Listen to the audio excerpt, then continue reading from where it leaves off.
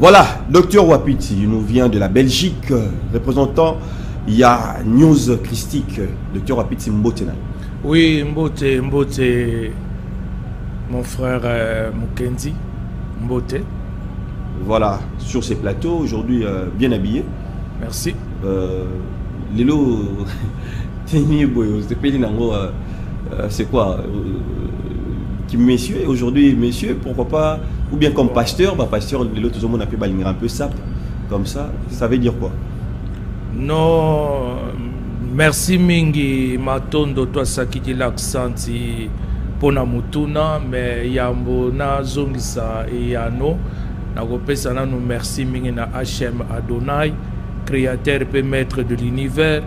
Nakopesa Matondo na Wamba Mpungutulendo Dieu Père Tout-Puissant. Nakopesa toi Sakidila Kudimawe Janangila, Dieu de nos ancêtres, qui a fait que nous puissions nous réunir encore dans cette table de haut-parleurs que vous présentez. Bon, comme j'ai toujours dit, chaque jour pour moi, je dois avoir l'inspiration de ce que je dois faire. Sur une émission, toute la nuit, je vais consulter la cour céleste pour dire qu'est-ce que je vais dire, comment dois-je m'habiller.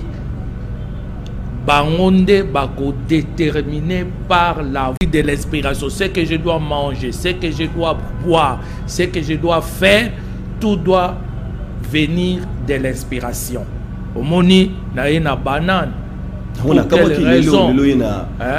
Avant la quota, j'ai fait des tours et des tours pour trouver cette banane, parce que hier soir j'ai eu l'inspiration qu'il faut que je puisse avoir une banane. Mais pour quelle raison? Peut-être on saura cela tout à l'heure. Voilà. Vous savez très bien que haut-parleur, ils sont curieux. Curieux, et on a même quand on parle de ça. Alors là, je pense un peu, tout le monde a congolais, un peu sapologie, mais docteur, c'est que ça fait partie de l'inspiration christique. Bon, moi je pense que aussi, les Arabes Congo, roi, peut-être que ça n'a pas sauté, un peu moins bien, moins bien. Peut-être ça fait partie aussi de la culture, il y a Batou. Voilà, mais docteur Apetitino, la santé ça va. Réaction puis à émission sous ça va? Oui, émission réaction 99,99% est bonne, sauf oyo bazalokola juge pour juger que yé mon dimité yandimilate. Qui vous a dit ça? Et qui vous a établi juge ya juger ba foi ya bato to ba croyance ya bato? Vous n'êtes pas juge, moi non plus. Hein? Donc, makambo est ali croyance ou est ali foi, mutumoko azana droit ya ko juger batouté. Ndenge na moni ba mususu ba juger o ya ndimila te, ya za chrétien te, ya qui vous a dit ça? Qui vous a établi juge?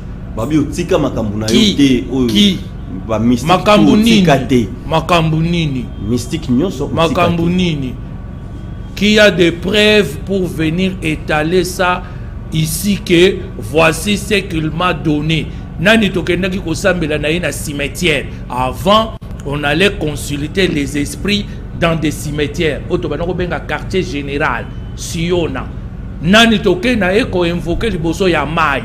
Otoke kotala bankulu ya mai. Nani toke kosambela na ina zamba où on va aller invoquer les esprits de la terre. Qui?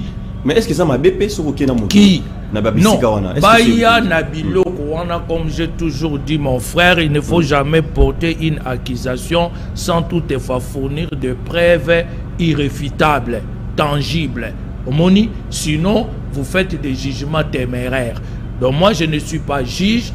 On exposer une philosophie des enfants des Lumières, celles qui doivent connaître, comprendre le langage que je suis en train d'utiliser. Voilà. Merci beaucoup.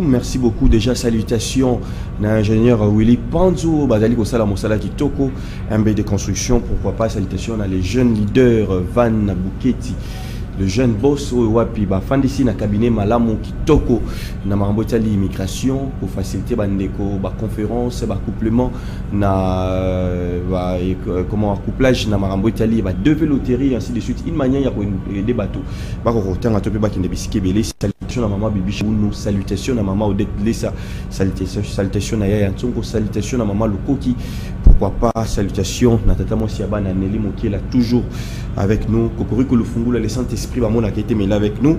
Alors on va aller de l'autre côté à Régis les temps que tu côté bien à moi solo na biso conférence aux alliés qu'on s'est préparé les 11 août.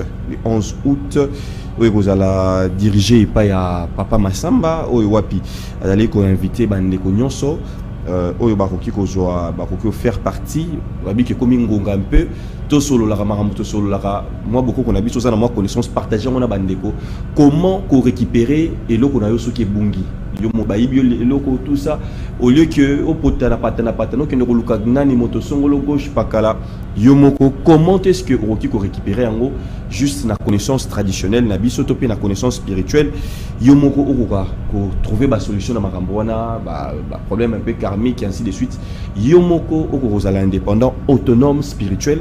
Alors ba numéro zali wana affiché wana ozala le 11 août Mukendi on essaie un peu de parler mingi bazar loba ke babi docteur Wapiti babi Mukendi émission no il en amara partout mais docteur Wapiti mamsoso loba tango papa balembonga kufa ki lui n'était pas là azocha confusion na mitu ya bato. Qu'est-ce que tu peux dire déjà na wana babi par rapport au solo ya plafond ainsi de suite tout ça yo za kobo yango yo version za koloba oyo keke ko pa ya nani parce que yo ozala quitter c'est vrai ou pas? Bon na yebite ce qui vraiment nazotia confusion na mitu ya bato na yebite ce qui nazotia confusion na mitu ya bato. Vous savez, moi je n'aime pas parler des gens qui sont décédés. Il faut laisser les morts tranquilles. Il faut laisser les morts vivre en paix de l'autre côté. Parce que bango bakoya le sous-souté pour baya pour se justifier. Yozo quoi qu'ils un mort. Est-ce qu'un mort akoya pour se justifier à l'obake? Non, ce n'était pas comme ça. Donc, tant on a yé awa, na yé pona loba makamu ya kufa ya mon papa là et balimbongeti. Ngana yé pona ko attester la mission oyoye abandaki kosala avec force, puissance et des effets qui étaient palpables. Nako offensé yé jamais. Jamais, jamais, jamais. Alors, ba oyo bango batangami, ba yaka koloba makamu ya kufa ya batu. Ils doivent comprendre qu'un homme mystique, sa mort reste toujours un mystère. Même si on veut parler de la mort de Papa Simon Kimbangu de 1921, c'est un mystère qui peut nous donner des faits réels à 100%. Sinon, il n'y a que des spéculations. Mais version se peut contredire à côté.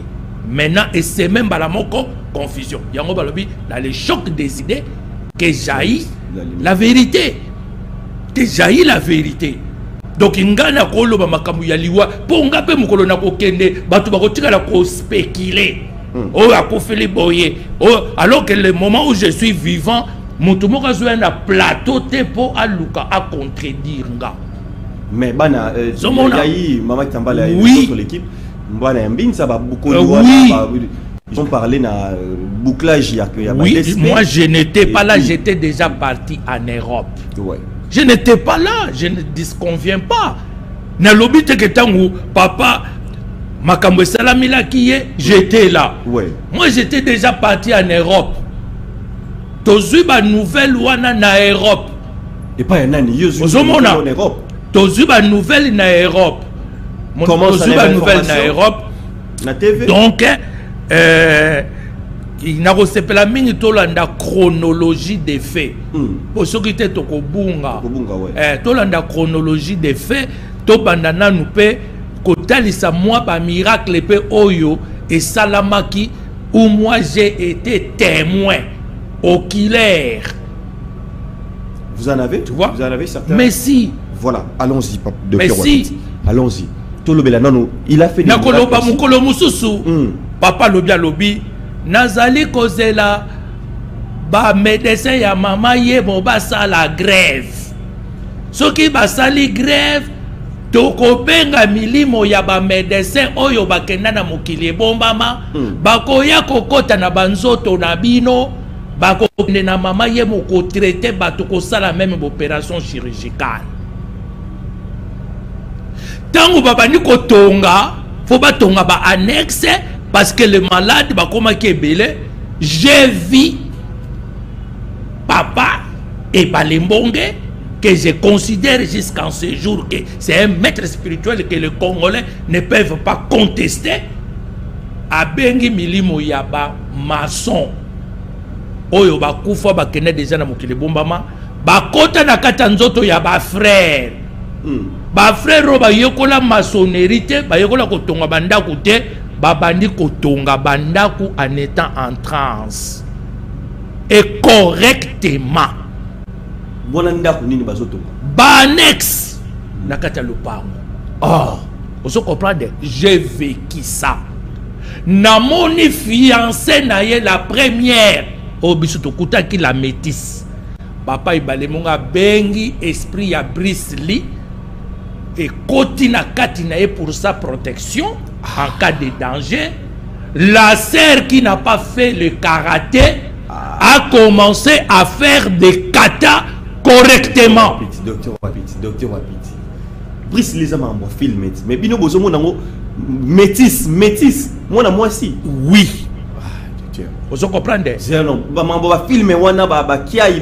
Non, abandi ko sala ba kata nenge ba karateka ba sala ka correctement tant wakoti en transe esprit wane a pris les côtés liés abandi ko sala ba kata biso tozo mona mon frère on appelait les esprits des gens qui incarnaient les corps babi mukendi kende pembe maman na mukendi yakawa. Nous, on a parlé l'anglais qu'on n'a jamais connu. On a le bac anglais, mais en étant en transe, j'ai parlé l'anglais, j'ai parlé Kingwaka, j'ai parlé Kingwandi, j'ai parlé Swahili, j'ai parlé plusieurs langues. En étant en transe. Tu vois? En étant en transe. To vivre blokwana. Namoni mwana zo kufa. Maman on a na mwana 9-10 ans. Moi, je rendre âme boyée. Papa entre dans la maison, a joué loutou. Maman a bandi déjà collé là. Moi, je rendre l'âme. Akaya joué loutou. Aena loutou. A côté si moi, na gorge. A bandi ko bonde là. Na misu nanga boye. L'enfant revenait à la vie. Petit à petit, l'enfant revenait à la vie. Petit à petit, l'enfant revenait à la vie. L'enfant est revenu à la vie. C'était une fillette de 9-10 ans. J'ai vu ça. Namonimbu les obètes tovani na kata salon. C'est pourquoi je me suis posé beaucoup de questions. Balobi papa qui n'a pas bomba mana la plafond. Mais je connais les Nganganzambe, un Nganganzambe de là-bas qui a donné aussi son témoignage que Papa Ibalemongo a rendu l'âme entre ses mains. Kamema qui est à Simba qui est son corps était encore chaud. Alors, surtout le but que tu banda kozoba hypothèse wana nyonso tout. Tu banda kosangisa ngo. Qui dit vrai? Papa Nganganzambe en internet. Moi-même j'avais suivi ça. Azako expliquait ndenge nini papa Ibalemongo aranda ki l'âme azalaki na maboko na ye. Alors surtout hypothèse. Moi j'appelle ça comme ça, chacun donne les hypothèses mais il y a la vérité quelque part qui se cache. Tovandi mbule zo beta ba beta biso kake obinde to sala ka musalo to mekamaka Musalo zomona oto zo sala oyo to mekamaka. Si vous n'êtes pas fort, on peut vous atteindre et puis otiki peut vina yo. Ba beta biso kake. le soir là bato basi bakendaki biso tozalaki bato asuka oto bandaki kokende. N'oubliez pas, j'étais à quelques kilomètres de chez lui. Si c'était Baudouin, n'ayez pas ébalé à pied. Ça fait combien de minutes? Bête biso kake. Kake bête na katanda kwana. Nkam biso no so to trembla. Ba michopi. Babandi kokweya. Na katia salon, j'entrais au salon et ce n'est pas tout le monde qui entrait au salon. Mais papa il balé. Alors salon ils a bien plafonné. Bien plafonné. Bien. Azalaki un homme responsable et respectable, mon frère. Azalaki que comme ça. Azalaki que montu yokoya au procher au approcher au sac non. Nana zolia lituma. Na mokobe ya moto moko wuti na mbanda ke yen avion. Ce n'est pas tout le monde qui mangeait les mêmes menus que papa mangeait. Michopi ekweyi, michopi. À côté, na chambre à Zukobele rouge. Aye abandi ko boire que la michopi. Kake oyebeta communiquer, kake wana penza batindela kango bino. Et dépouiller ba neti ba formation zo dépouiller biloko na bango. Yo kanisi ba formation ba kotika yo, ba ko salelo ba rituel te, ozo dépouiller biloko ba rosichristien. Yo bi ba rosichristien ba prière o ba rituel bon ba salaka contre ceux qui sont contre la rose croix. Vous voulez que je vous enseigne ça? Quoi que je ne suis pas rosichristien? Ozo détruire madame na bango. Ozo détruire, ozo télémer la rose croix, même la gnose christique. J'ai les gens qui assistent dans mes prières qui disent que docteur, si vous avez un problème, un problème grave. Oui, vous avez un problème grave. Donc, je sais la prière contre bateau, contre bango, contre bateau, bazo télémé la bango, contre bateau, bazo linga, ko éteindre mission na bango. Il y a zo dépouiller, maïkari, azo dépouiller les cancars. Mais c'est ce qu'on fait de beaucoup qu'on a biso, non? Yo, si koyo ozala na pouvoir te, obanda ko dépouiller batouana nyonso aux yeux de tout le monde. Baba bana mike oyo bazako ya bayokani o kene ko somba bike ko yaka nango to ko sombela yo lopangu yaka ko lobake yo zalaki na bakisi pas comme oyo bakachero oyo bakisi mike wana bazalaka nango bazako ya nango kachera yaki kotika biloko. Non, hein. Moi, j'ai vu des mal, hein. Les gens qui ont mené des mal. Oyo qui peut s'envoquer à sa famille, Moubimba. Nako lekisa. Ba oyo batika na bakima, batika ye na mbongo na ye moko. J'ai vu les gens oyo amelaka maïté. Mutu. Na biloko asimba amelaka maïté. Condition amelaka kaka koka. J'ai vu les gens qui avaient des sirènes. Nous avons une sirène Martine. Allah takaye na pochette awa. Et si ka bomba kaye pochette auto chaka na costume. Aujourd'hui je n'ai pas mis ça. Place yi a chaka pochette na ya rose awa. Or que pochette wana mami watanaye Martine. Je ne cite pas le nom de ces grands messieurs. Batambola ne partout. Atambola ne partout. Un ambassadeur incontesté de la République d'Isaïr à l'époque. Martine Azoya Petite ambassade en ayant un corps humain qu'on appelle un corps phosphore. Aïe pe l'ambassade à côté pe Martine, madame Martine aïe côté l'ambassadeur. Or sa femme sirène. Aïe pas au PC ba directive. Aïe pe ba sololi. Mon frère qui c'est ali hein? Bamsou ba sakana na kisi hein? Babiloka mika simba le bio nazana kisi. Na mona batu ba simba kisi mon frère. Il y a réalité pénale. Il y a réalité. Alors tant on a aucun témoignage na lobby. Ah. Biso tant tozo ke na cimetière à Kitambo on invoqué tombe fungwami cercueil matina likolo.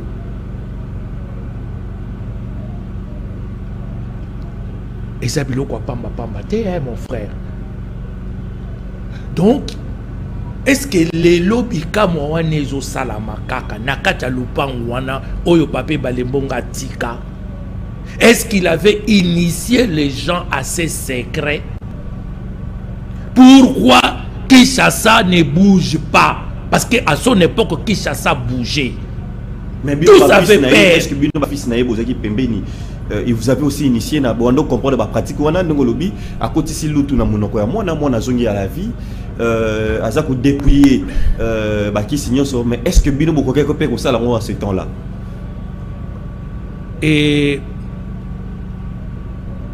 tozalaki na un grand rosicrétien, Papa Nkoy, un grand rosicrétien.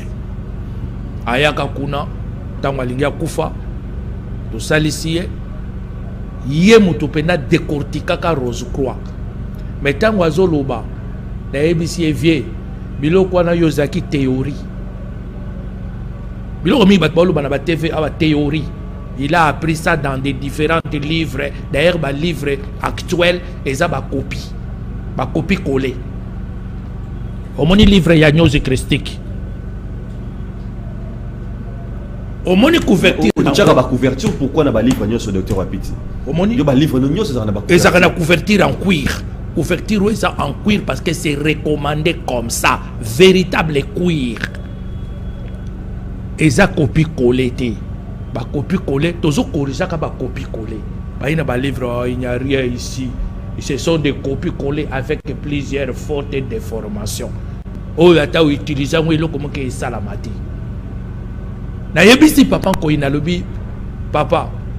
Yo biloko zolo beza théorie. Ngai biloko zolo beza pratique. Nous on pratiquait cela. Yo zo il a besoin de théorie. Ba bourre bino na d'abord na théorie, mais théorie on a bokene na on a pratique mais biso to la ki na déjà na pratique. Ba docteur na mama yemo ba yebi tango bazo tikela nga pavillon na sala musala po batu na kati babika médecin scientifique ba tikeli yo pavillon ba lobi sala musala na lobi pe malade yo. Dans 3 jours, à quitter Mbetu. Ce qui a quitté Mbetu, Natiki Makamunazo Sala. Les personnes qui étaient agonisants, 3 jours, à Télémina Mbetu, à Simbin Zete, à Salitour ya Mama Yem. Où est cette puissance aujourd'hui? Bavandi kuna na Kintsuka. Ba Chinois, ba Indien, ba Yakina Mai, ba Piki, ba statuette ya Shiva na kati ya fleuve Congo. Où était-il? Bazalaki wapi? Biso tango na Balembonge pouvait pas permettre. Il pouvait pas mon frère. Tango Monsieur Marty. Tango Monsieur Marty. Na lingi batu ya Maikari ba ya koloba nanga nazokosa. Monsieur Marty a outi na France. Aïe Awapoisa, la première conférence de la Maïkari au Zaïre à l'époque, qui devait avoir lieu dans l'hémicycle, il y a parlé du peuple. Banani ba empêcha qui conférence wana. Banani ba empêcha qui on noki sambula awa banzete kwei banda kwe dindi pour conférence wana salamate bangono somoyeba ke no kuta na kuna ezate conférence mwangani. Bon, les lots, ba indien, ba ye, ba kena fleuve Congo, ba koti, ba dindi na samai, ba piki statuette na bango ya Shiva pour envoûter le peuple. Mais docteur Wapiti, où étaient-ils ces gens-là qui prétendent avoir la puissance ici avec des églises éparpillées dans tous les coins de la vie de cette capitale? Bazalaki wapi? Ba mona kate, bazali ba longi kasi baza bangunza te. Docteur Wapiti, mais tout ce qu'on a manqué place parce que ça fait mal, je pense que ça interpelle, ça nous interpelle, vraiment ça nous interpelle parce que c'est aussi une question tant tous mis tout mais même bandeko bazaro landabiso ba maman Brigitte et les autres ça ba question même bandeko belé ba mis tout naka marambozo ça manabiso quand les étrangers bazo s'imposer na mboka na biso. Mais docteur bino kasi bato milimo tout ça c'est que ils ont l'accès et comment faiblesse nabino, alors on va dire que batnabiso boza kolobalelo ça montre votre faiblesse. vous parlez, mais les étrangers, ils ont piqué, ils ont informé, mais tous ces gens-là, comment ils ont voté? Mais ils ont travaillé dans la présidence, dans le président de la République. Ils ont travaillé dans le stade d'investiture. Ils ont travaillé prêtre Yagnoz Christique dans l'investiture. Ils ont travaillé dans l'investiture. Ils ont sali ba prière. Ils ont dédié mboke pa ya nzambe. Nzambe ngo toyeba ka kombo na eti. Kombo nzambe ngo yeba na kati. Kaka nzambe ce n'est pas les noms. Nzambe ngo ba dédié ka mboka kombo nena. Tango ba yaka na investiture. Biso tozalaki ba bengisaki biso, ba bengisaki biso te kasi bango ba toyaki na investiture soit disant que bango nde baza ba maître spirituel ya mboko. Yango ba yaki na investiture pona batika fumwadi tunga na maboko ya nzambe, batika mboko na maboko ya nzambe. Ba monaki to ba monaki te. Nous, on ne gère rien. Ni spirituellement, nous sommes observateurs.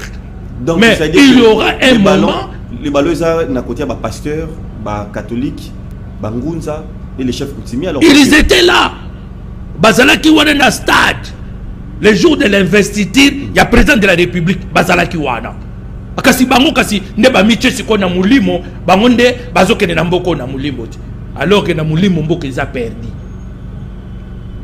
Ba ye ba tongi na ba temple na bango awa.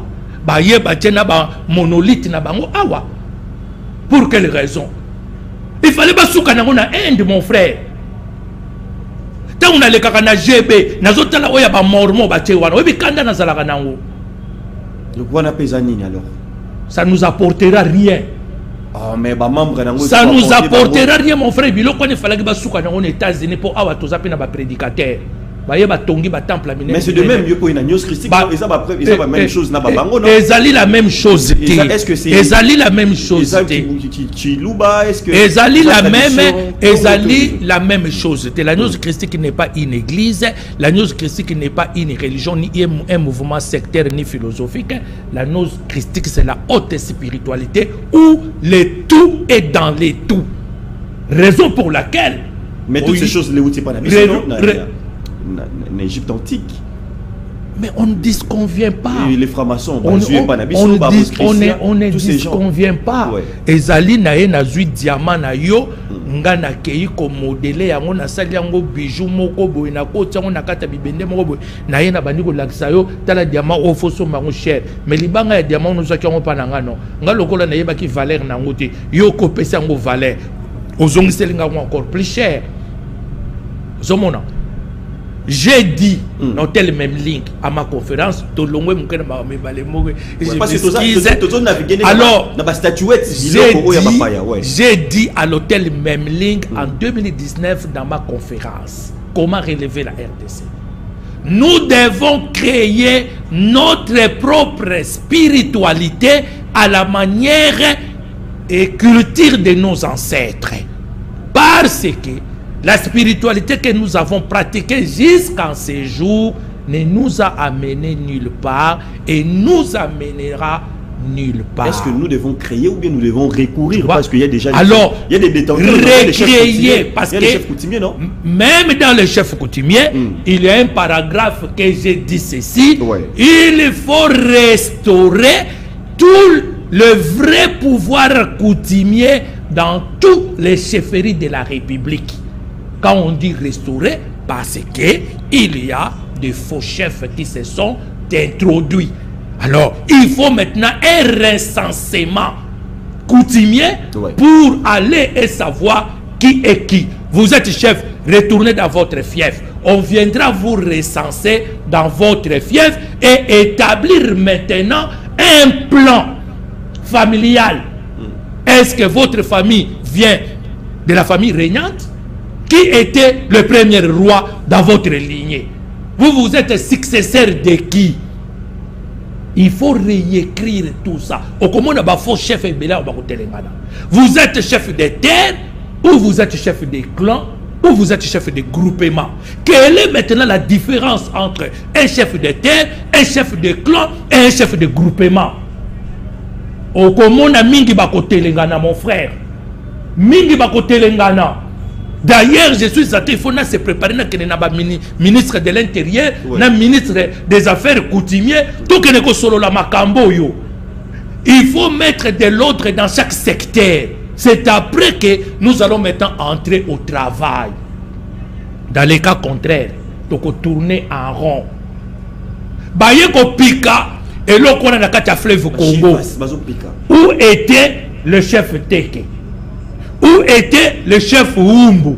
Parce que Kinshasa est Teke Umbu. Yoko ko utana ki chef na yo quelque part, mais awezali mabele na yote, awezali Teke Umbu. Donc bango traditionnellement nde baza ba responsable. Tango ba indien ba ye, bazo sala makamuna bangwana, ba chef ona bazalaki wapi? Bazalaki wapi? C'est bon ba pasteur aussi. Ba prophète. Tolongwena d'abord na nous ba chef parce que même pasteur est soumis à la chefferie. Oui. Ce quoi qu'il y a un village à l'église na ye, a ko n'est pas sa chef de terre. Au senga ye permission. Même papa Kimbangu Diantungunwa, en 1921, on a dit il est allé demander au chef médaillé Alinga Banda Moussala. Ouais. Pourquoi qu'il n'ait pas permission? Donc il est soumis. Parce que son pouvoir était coutumier. Pouvoir n'est pas coutumier. Ancestral. Oh, le lobby qui greffé le christianisme et comme église orthodoxe. Il faut tout bimanaka chamakambuana. Kimbangisme ezalaki, Kimbangu ezalaki orthodoxité. Azaki na ba pouvoir coutumier, ba pouvoir ancestral. Voilà. Alors, tous sont un peu dans donc, ceux qui passent à Papa Balembongue, Azaki, yépe ande au monde à Biloko Bongo. Ils pouvaient voir. On les dépouillait. Oui. Il y a un moment où on dépouillait Bakisi. Ndengo monaki nzemboyo mukuluwa moyo koko ne mwana semi abanaki koyem salobi Louisa Tusukula Congo. Boyato Sukula Congo. Pour la photo Sukula. Parce que Sukula Keloko est sa salité. D'abord au niveau spirituel. Alors, papa et Balembonga yakina théorie wana, théologie wana, yako dépouiller bakisi nyonso pour laisser la voie libre maintenant à l'émergence. Ko dépouiller Kindoki. Oyo papa Simo Kimbangu Diantunguna na 1921 lobaki bana botika Kindoki bana bosima majite oyo bakotisela kibiso à partir ya Mbushir à partir ya Mwanda kuna neke banaki koyela bosimba biloko wana te bozonga na biloko oyo ya biso moko. Papa Maréchal Aye dans les années 70 a compris qui yango alobi recours à l'authenticité. Nous voulons être nous-mêmes que d'être ce que les autres veulent que nous soyons. Aïe qu'on valoriser le pouvoir coutumier. Alors, en fait, balingela qui est boule, tu vois comment? Donc, alors, mais oui, bah combattre yo, même biso ndeke tozolo babwe, tout le monde a l'air bazo sala ba mèche noire, mais loko langa na za ushimbi di, ba ko simba ngaite, ba mèche noire na bango noso, et zo kene na échec. J'ai rencontré Satan en Italie, aya poignardé ngai. Vous comprenez? Le diable, mon frère, il m'a poignardé. Corps n'angé commis élastique. Homme spirituel, mon taboyeba. Donc, papa et Balembonga ye, to dépouiller batou, to dépouiller batou, to dépouiller batou, dépouiller batou, to sali moussala. Tu peux avoir la puissance et le pouvoir, mais il faut être un bon leader. Un bon leader, c'est connaître les dons et les talents que les autres ont et faire rassembler ces talents et mettre chaque don et talent à sa place pour que l'équipe puisse aller de l'avant. C'est ça ce qui manquait à Papa et Balembongue. Voilà, merci beaucoup. Là, mettre point on a pour continuer. Donc côté un bon leader, docteur Wapit Saoutskoloba, c'est-à-dire que Moto, bien que vous en avez don spirituel, vous avez il faut reconnaître pour équiper quoi avancer. C'est que tout le monde que ça dépend aussi d'un côté financement aussi. Tant on pose aux joies, il faut à la paix ouvrable, les peines à bateau, puis soutenir yo pour qu'il y ait des bossos. On va revenir maintenant pour continuer ici car on a conflit naïe, n'a pas payé Balembongue, on continue là tout brosser miracle juste après la pub. Aïe Kinshasa mwana mama yo kelanga isango papa ndeko yo moto uti ko examen d'état komi susa moto tepo agence de voyage sa moko so kyo lingyo kende kotanga okozala mobimba. Yo papa mama olingi osala ba faire to pe pona ba visa touristique na bino. Agence ezali kaka se moko Van Travel Business. Oyo ezali agence ya solo efandisa masolo depuis ba États-Unis ti awa bazali wana elongo na bandeko nyonso oyo bafandisa masolo ya immigration na ndenge ya 2 fois te pona kosunga yo ozwa visa na yo kitoko. Visa d'études, visa touristique, visa d'affaires. Topé olingi o assister na conférence o palangana te awa okozala mobimba na yango. Les DG intelligents, les jeunes leaders, Prosper Van Buketi oyo alobi promotion ici et bani surtout pour na ba finaliste mwana na yo kende kotanga na États-Unis na ba Espagne na Canada. Fais sa confiance na Van Travel Business. Inga bango na numéro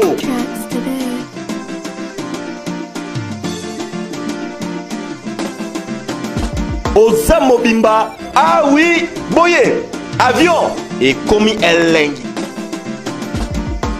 Ndeko ya Congo biso batutomi tunaka mingi mission na ngai ezali nini na mokili. Tala na buku oyo Nzambe apesi ba révélation epaya mama Mayuku Ndinga Yvette. Awa maso papa Kimbango alobaki ezali na kati okoyeba tina nini oyaki na mokili na livre oyo ekomami lolenge kani kokota na ndaka na yo. Topinga biso 243 89 29 36 668 ndeko ya Congo na buku oyo okoyeba maenyoso Nzambe atinda na mokili. Le temps que tout met la maille, tout va continuer. Alors, docteur Wapiti toujours Ngepanayo, le conflit a où tu es biso likambo oyo, il y a côté spirituel sur le leadership. Un leader est un montu oyo aibi qu'on reconnaître ba valeur topé ba port il y a ba ninga misusu pour et construire payer de façon que équipe ninga ça se retrouver ba tout peut ba se retrouver pour ba kende et l'on ensemble et manquera na batebele na biso spirituel. Est-ce que c'était ça la base? Il y a conflit ou bien yonde olingaki parce que d'autres personnes m'ont appelé Babi Mukendi. N'est-ce pas docteur Wapiti on a compris que c'est que y a nga zo biloko ya vieux biloko ya vieux on a babiko ronyo so ya nga zo ngonde po après ya comme leader le rôle la vieux pas kalaki ya ngobo banaki. Matondo ndeko Mukendi. Donc biloko nazo expliquer eza biloko onga na vivaki je naza na mémoire d'éléphant. Je peux même parler de ce qui s'est passé quand j'étais encore dans l'école maternelle. Au bicho tozako benga 0 année.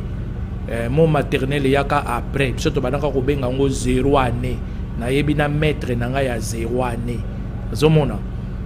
Donc nazo lingaka na lakisa batu que c'était un véritable maître spirituel oyo to perdra oyo vraiment azalaki kosala musala ndenge longo bani pona ko dépouiller ba puissance noso ténébreuse moni mais balobi un homme fort azalaka toujours na ba force intermédiaire oyo bazingi ye soki bino bolingi bokene ko atteindre ye directement et koki kozala difficile. Raison pour laquelle il faut bo banana noko éliminer kolongo la ba force intermédiaire. Tant bo bando longo la ba force intermédiaire, yesuko akotika la vide beaucoup atteindre facilement. Kwaneza ba nonso moko toye ko longo na ba cours mososo. J'ai fait la sécurité intérieure en Belgique, où je suis breveté de la sécurité intérieure. Donc, ayeba qui encadrer ma force intermédiaire n'a été que moi aussi je faisais partir. Moi yeba comme sanganga nzambe ezalaki te parce que na balaki nanu te. Alobi nanga non piti poko manganga nzambe il faut obala. Donc yo okotika la kaka mwana ya molimo.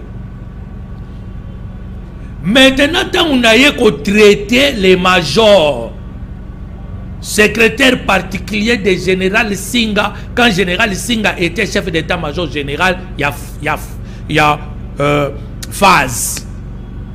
On a traité les Boutou, on a expliqué qui chemise nange pasuki, tous autres traités na Boutou onangana, Papa Ngangazambe Luanga, qui était docteur en théologie à l'université en Suisse. oyo ba excommunié une église protestante parce qu'il n'est quoi appuyer et Balemongue, et c'est lui aussi qui prenait la mission de Balemongue, et en voulant maintenant qu'on introduise dans la Bible. Yeah. N'habitez s'il est toujours en vie. Il était kassayen. Azaki kassayen. Chemise n'a pas souki. Bapesi papa enveloppe que j'ignore les montants. Na prière il y a 15 heures, le major maintenant vient me poser la question. Puis tu m'appelles qu'il y a quelque chose na papa. N'habitez à Pessinge le côté pour te koki kozwa mbongo te. Kwa yusaki biso bozwa mbongo te oya kozwa mbongo mulimo ekosala susu kati na yete alors milimo noso oyo tozoko bengana ekozongela ye. Mais lui il a reçu l'argent. Alors na moni major elongi na ye sali bien te. Alors j'essaie comprendre à partir de la morphologie faciale c'est que la personne. Oui. Donc maintenant ngasiko na eko timba. Oh, chemise nange pasukaki. Après si quelque chose de somba chemise ou mososo. Que dois-je faire maintenant? Ma sœur nanga ba tantine Yvette, bana ya Kasavubu, bana ya bazaki pe basa ba mikonzi, même le PDG de Coca-Cola et sa femme la sœur Mami. Oh ya awa. Oui, awa à l'époque, ozomona moi c'est sœur Mami, camarade ya sœur Yvette, ba sombilinga bilamba. Ba making on a dit na making ils ont régné na Loïs.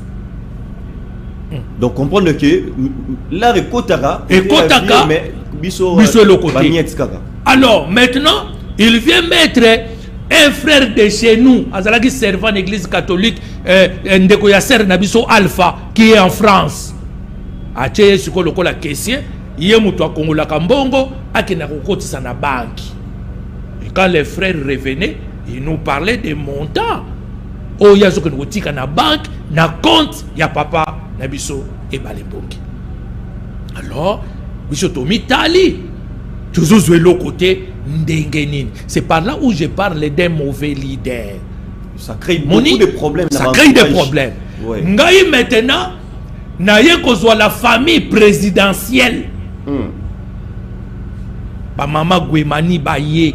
Na pourquoi wana na butu parce que ba interdisaki déjà batu ya DSP na famille présidentielle ba ko ya suna le pangoute vu ce qui s'était passé à Bandal na ebembe ya major Chalimba bango ba ko ya na butu na traité bango na butu ce que j'ai prophétisé tango bazo zonga na Ipen ba komi na croisement Ekita hôtel Okapi ba sali accident tel que c'était dit mais ba échappé na kufa kaka mwana bango moko mutu azokaki moke makambo yeuto lobama na lupangu yango yo donc soki ezalaki intervention na biso te jour wana famille wana elingaki ko reconnaître bakufa baye kozwa ngai mwana nakoma fanda na Ipen et pas ba sœur nanga namonaki commentaire ba Ani Kalala ba Mami Kalala ba Fafade na komi ko vendre pas na bango à côté ya marché pour nazaki incontestable ba tout noso bazo linga yo bazala na yo na bando traité famille présidentielle wana moni din lelo nanu na kota ndaku eleki ndaku ya papa Gwemanité à l'époque à côté ya Ipen ya institut pédagogique bango noso ba Silva Gwema ba Alba ba ya Yambo bango nyonso tu wana baye bakinga moni nazo kota kuna na fandi avant Mercedes ebima na tongo nga il faut na vanda liboso a Mercedes po bango bazo banga kufa nga pe na komi kozwa mbongo na lobby je vais utiliser mes dons maintenant à traiter les gens chez eux nga pe na bana kozwa mbongo na komi kozwa mbongo l'église epanzane belé kaka likolo ya mbongo il y a deux choses mbongo basi na orgueil biloko misato donc ce leader peut oser orgueiller trop ça pose un problème ça pose les problèmes basi trop ça pose oui ça pose les problèmes un orgueil azomona bino nyonso pamba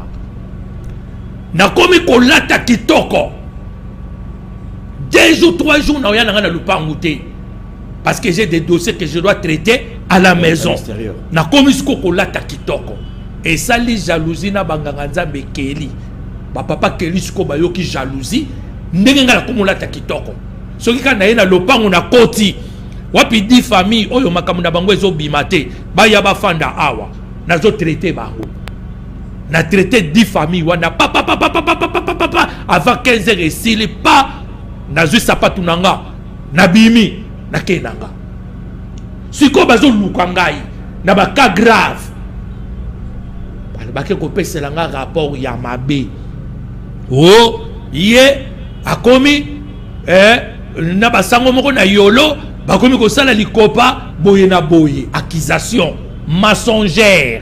Or kezaki que yo comprendre que vieux yo azo zombongo yemoko biso tozo kemba ngape siko na komi ko zwana ndenge nanga na bani pe ko utiliser ba don nanga na komi ko zula ngombongo na komi pe ko lata malamu. Mais or que c'est lui qui a mal commencé. Il devait commencer à rémunérer les gens au bazala qui stratégique pour à travers redevable. Alors maintenant bake ko funda nga pa na ye picha zo mona na suna lopango te toyoki sango akomi kokende kozwa bambongo pa basango na yolo pona boye c'était du mensonge. Alors ce jour-là toye na prière il y a 15 heures.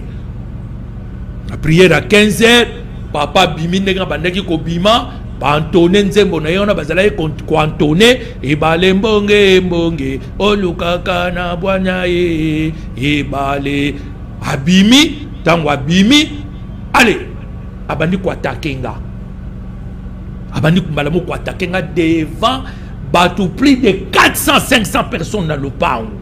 Ko attaquer comment? Attaquenga spirituellement ou bien physiquement? Physiquement. Mwana wana piti na yoki makambo azali kosala mais nalingi kolongola ye milimo wana ezali kati na ye te po soki nalongoli ye milimo wana badiabulu nyonso oyo tobengani na nzoto na ye bakozongela ye bakoatake ye mwana oyo akokufa yango nalingi kolongola milimo wana te soki te makambo nazali koyoka nakoki kolongola ye milimo wana.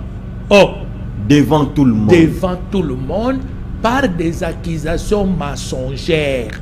Yango na lingaka ba accusateur te ndenge livre Apocalypse ezolobela biso celui qui accuse nos frères jour et nuit. Na telemili yende ko muketi nazalaki na babarbo ekomi pembe boyeti trop jeune na telemeli omoni makamba otelemela batu na bandiango lelo te c'est ma nature. Même ba professeur nanga na tene d'engaliema nazalaki ko telemela bango et j'avais toujours raison. Comment ça, docteur Wapiti? Parfois pour vous appeler tort, non? Non, je n'ai jamais. Natikala kozwa tort parce que je marche avec l'esprit de vérité. Je suis fils de lumière. Je suis né comme ça et je marche sur la vérité. Aucun jour, na telemeli professeur, baye balobi non, l'élève a tort. Rien. Théorie nanga kaka yuzala. Il a raison, même devant les inspecteurs. Alors maintenant, la télémélié, non papa, nzamba koki koboma ngai te, nzamba koki koboma ye, yango na lingi kolongola ye milimu wana zakati na ite, na télémélié nabi papa, nzamba koki koboma ngai te, parce que nga na sali nzambe eloko te. Devant la foule. Devant la foule. Na kati ya lopangu. Na kati ya lopangu. Na bangite na parce que na yeba kike nzamba ko bomanga te na sali nzambe loko te nzamba za juste l'intégrité de Dieu aza juste ndenge nini ya loba makambo aboyi na telemeli na bilukuta nzamba ko bomanga ite pona sali nzambe loko te loba yo okotindela nga milimo na yo po eluka ya ko bomanga mais soko tindelinga milimo na yo yeba ke kokuta na pena oyo nga naza nango ya bendien. Il y a Inde et kokutana. Waouh. On a ce qu'on a kati ya full. Yo bimisi ke lisolo ya Inde. Na bimisi na lobi soko tindelinga milimo oyo zanango oya yo eluke bomangai yebaka oyo ya ngai pe ya Inde et kotelemela yo. Docteur Wapiti, pose s'il te plaît question mo koyé. C'est dit tolo banini tipo bandoko tala ba présidence on a tipo comment osala marambo c'est que ko ande pe ko associer marambo noka ya Inde. Au Tikarate, comment? Mon frère, ou associé qui a un peu ça va résultat comment? Mon frère, il y a les gens qui sont nés mystiques. Moi, je suis né mystique.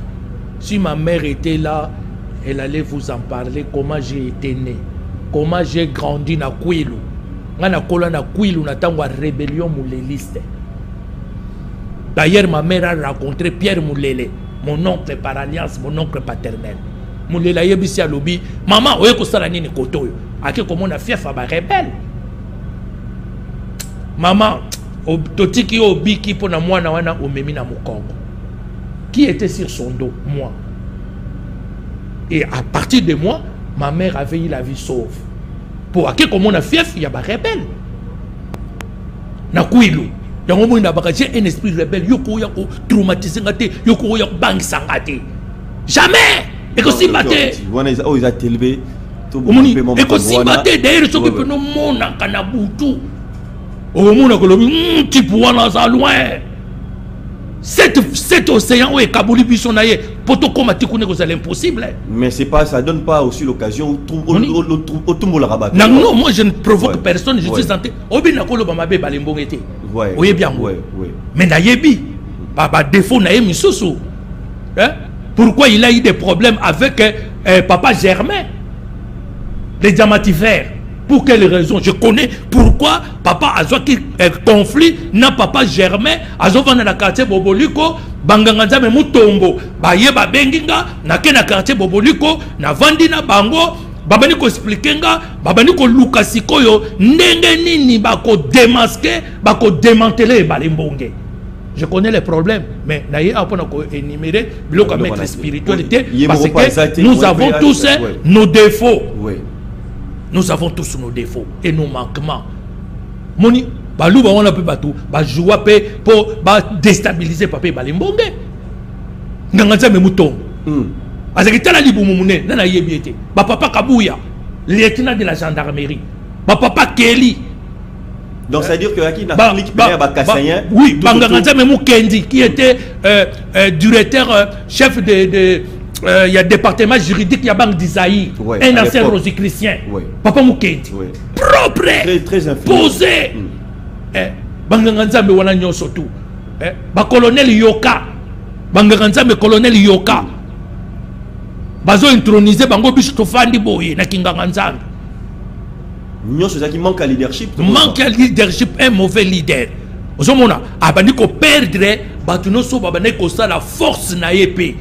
Omoni abandi ko perdre biso moko na moko ngai mukolo wana a perdre nga ce jour na na bimisa ka même lichette comment ce que na yaka tant le bino likambo ba indien réaction za kanini ya na ye na bimisi lichette na katai jour wana kaka na bimisi lichette na lataki wandeke bana kuluna balataka omoni et pas na biso ba yebi bata quartier ba yebi ke premier abana ko zala na lichette na ye et vanda ka na mutu ambetu na ye soke ko luka ye ba problème na bengaka neve na nga Blanchard lichette pecha ko 2 minutes pecha na chambre na nga 2 minutes pecha bimi na lichette o parata mbango ce que jour na yo yebaka na bimi silis na yebaki déjà nungu te yo posa na ba pire yo bazo ya ko cho déjà na tant que yo ba fundi yo balobi boye banganga nzambe keli bazo lo ba boye ki jalousie pour nazo kota na famille présidentielle na lati kitoko chaussira kitoko mbata kitoko licha kitoko na koti na salima kamuna bango na silisi na juste sapatu na bimi na koti na benzi to tambuli jalousie bango bangumi umbi ba pantalon na bango boye goki yaka nzala na libumu il faut ba serre ba somela bango ba kwanga o baza ko tumba tout au long ya avenir.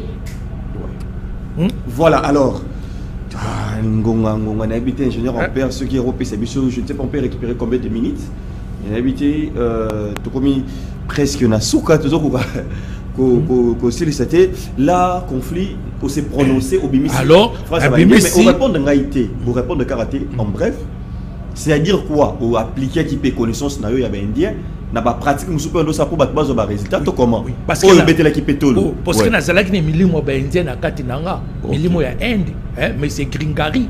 Azalaki katinanga. C'est que si on pousse les pemeni ya vieux, ya qui aussi pe biloko ya vieux. Non, et ça balancer qui te. Oui, ba bengue loko moko ba benga na sans occulte, appel à l'alliance occulte. OK.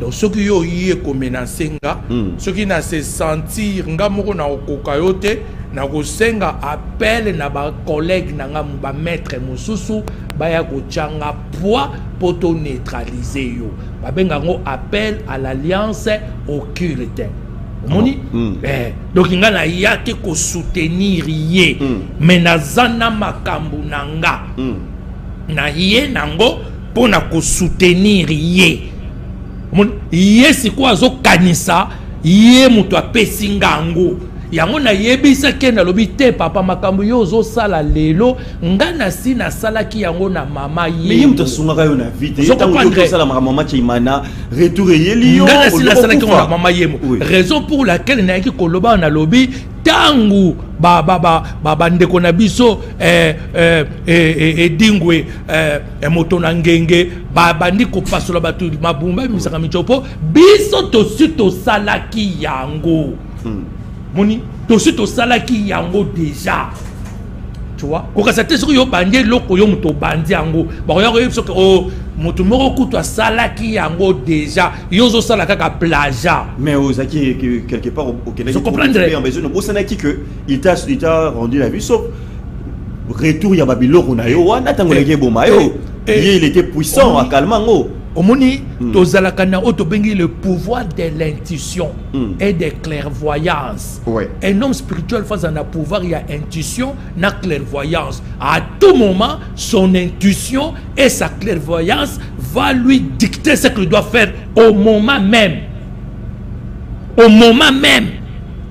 Malamoko na ko kizekitango.